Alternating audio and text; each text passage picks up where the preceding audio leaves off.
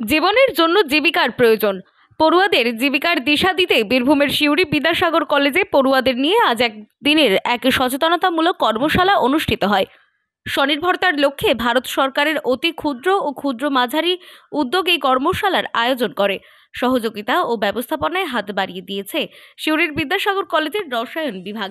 ইদানিং রাজ্য সরকার এমনকি ভারত সরকারের বিভিন্ন প্রতিষ্ঠানে কর্মসংকোচনের ফলে চাকরির সংখ্যা দিন দিন কমছে। স্কুল কলেজের শিক্ষালাভের পর যুব সমাজ জীবিকার জন্য দিশেহারা। তেমন সময় নিজস্ব উদ্যোগ নিয়ে কেমন করে স্বনির্ভর হওয়া যায়, কোথায় পাওয়া যাবে মূলধন ও প্রশিক্ষণ, এদিন এই নিয়ে কর্মশালা অনুষ্ঠিত হয়। সবিস্তারে আলোচনা করেন ভারত সরকারের সংশ্লিষ্ট দপ্তরের জেলা আধিকারিক ঋত্বিক বিশ্বাস।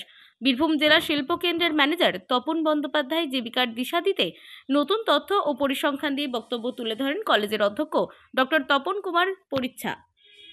এদিন ৭০ জন কলেজ পড়ুয়াই কর্মশালায় অংশগ্রহণ করেন। কেন্দ্রীয় ও রাজ্য সরকারের নানা স্বনির্ভর প্রকল্প নিয়ে যেমন আলোচনা হয়, তেমনি কোথায় কিভাবে নিখরচায় প্রশিক্ষণ পাওয়া যায় সেই তথ্য উঠে আসে তাদের বক্তব্যে। আগামী দিনে পড়ুয়াদের কর্মজীবনে এই কর্মশালা কাজে লাগবে বলে জানিয়েছেন রসায়ন বিভাগের head of the department doctor Trijit Bhattacharya. অর্থাৎ তখনই প্রয়োজন এন্টারপ্রেনারশিপের। আমরা যা শিখলাম তার বাস্তবায়ন দরকার।